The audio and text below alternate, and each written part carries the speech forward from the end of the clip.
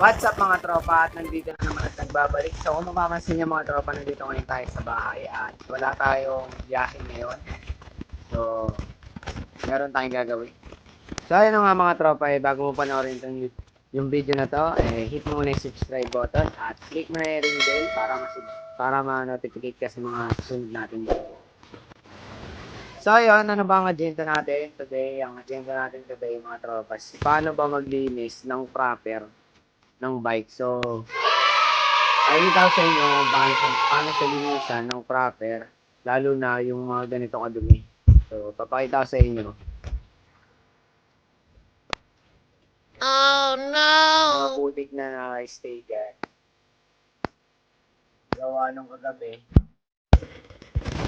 So yan, kung mapapansin nyo, napakadumi.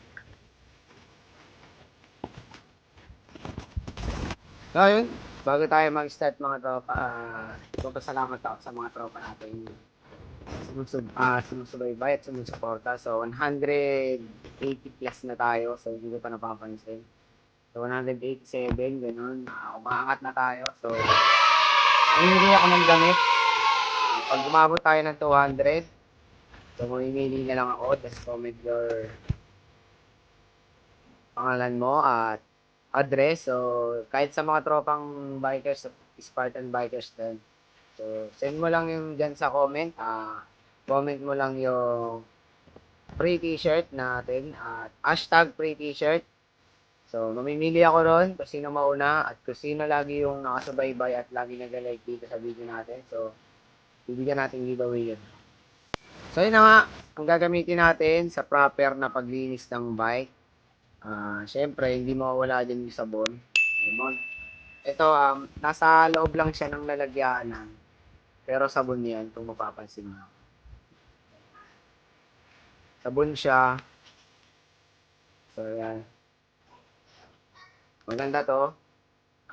Tapos syempre kailangan natin ng Tide bar. Ito yung the best na pangtanggal sa cogs.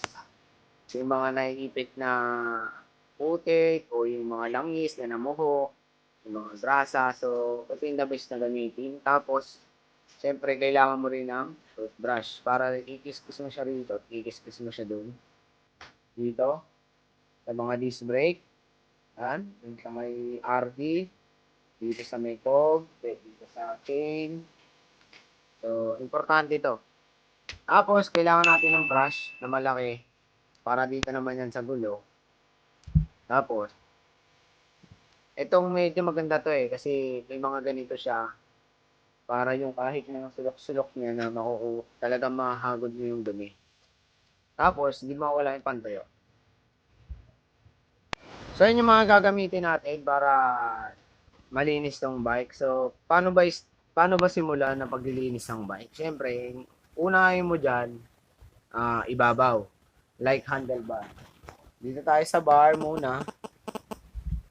Dito tayo sa bar. Unahin natin to. Tapos, siyempre, pag sinabon mo siya rito, diretso pababa sa frame. Frame muna. Frame muna siya. Tapos, yung port.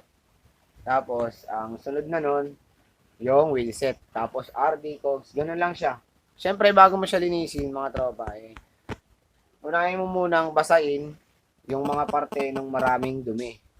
Unlike ng mga buhangin na namuo, kailangan basahin mo muna siya, tanggalin mo na siya para mabawasan yung dumi at di magagasgasan yung frame mo.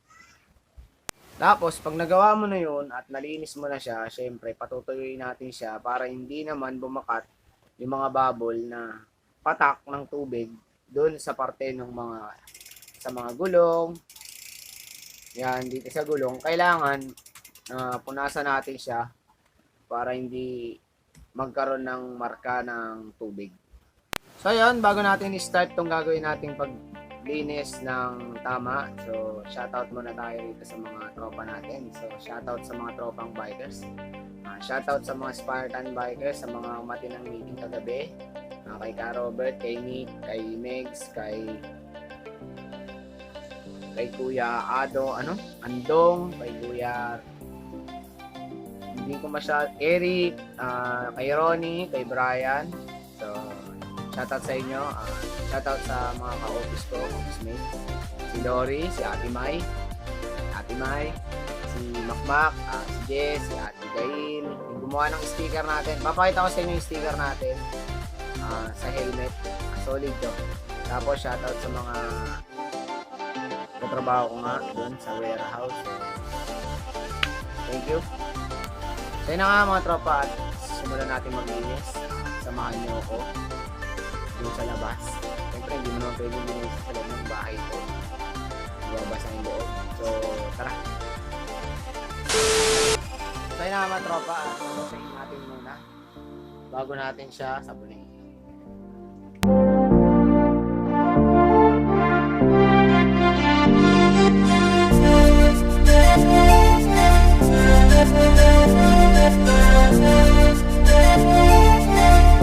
So yun na nga mga tropa at nabasa na natin. Siyempre ang sunod dito, sabunin na natin siya.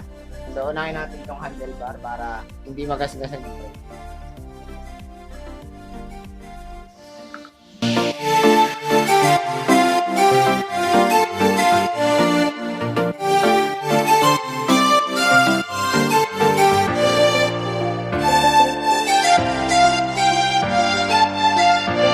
Ayun na nga, syempre, bago natin sasabunin dito sa mga wheelset, tsaka sa RD niya, tsaka sa crank niya, syempre, balawan muna natin para hindi matuyo yung sabon.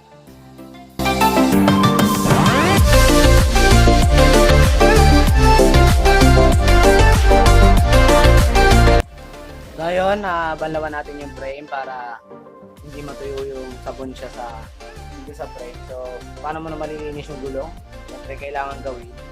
Baliktad mo siya para malinis mo yung RD, tsaka yung cogs niya, tsaka yung crank niya, para hindi siya babagsak pag nilinis mo.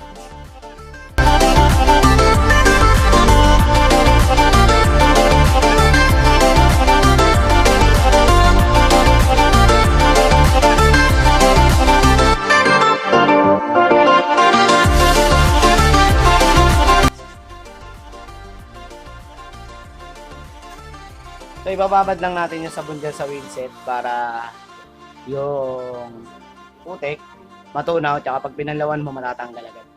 So, dito na tayo sa RD. Pag RD naman lilinisin mo mga tropa, kailangan mo nito. Yung bareta.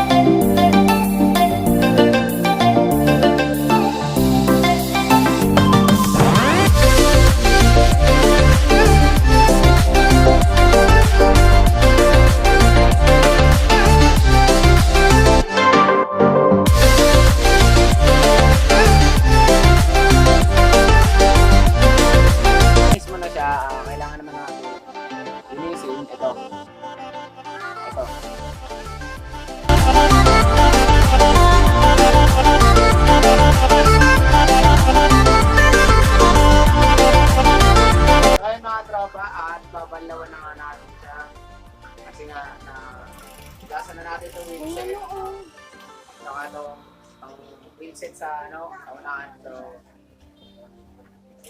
babanlawan na natin.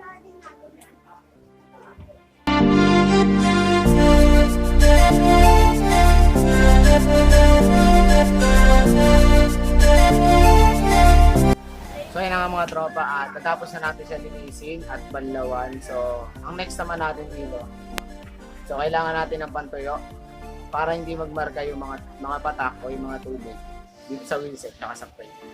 Tara, punasan natin.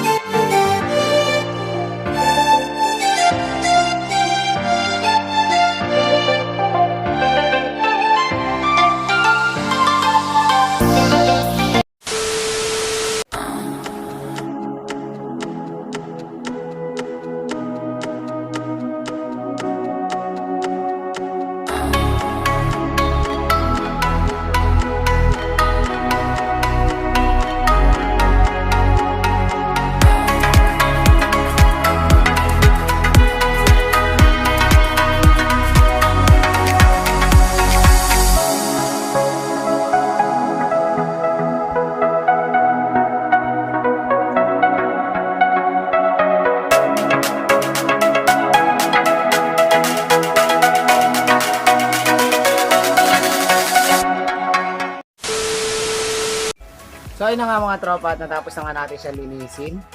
So nakita nyo na nga yung proper na paglilinis. Hindi ko alam kung proper yun. So okay naman kasi natanggal talaga yung dumi niya sa ginawa natin. So try mo lang, try mo din para masubukan mo yung ganong bike wash. Sa mga susunod nating episode para dyan sa bike wash na yan, gagamit ako ng yung gloves. So susubukan natin kung maganda yun. So ayun, successful tayo sa paglilinis natin. So sa mga hindi pa dyan marunong mag bike wash, sundan nyo lang lahat. Sundan nyo lahat ng step by step para matutunan nyo.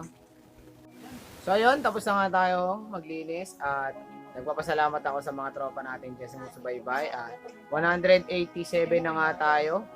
So tuloy-tuloy lang sa pag-subscribe, tuloy-tuloy lang sa pag-upload. So suporta lang mga tropa. So shoutout ulit, shoutout sa mga Spartan bikers. Thank you sa inyo. At sa araw na to nga pala, papaayos ko kasi yung bike kasi yung likod niya medyo bumengkong na gawa ng trail natin sa Taguig. Matagal na siya pero ngayon ko pa lang papagawa. So bago matapusin itong vlog na to ay hit mo na yung subscribe button at click mo na yung ring bell para ma-notificate ka sa susunod nating video. So abangan nyo yung video natin ito yung last na ito yung sunod na natin, long ride natin sa July 25, Antipolo ride. So, kita-kits na lang tayo doon. So, yun. Thank you at mabuhay kayong lahat.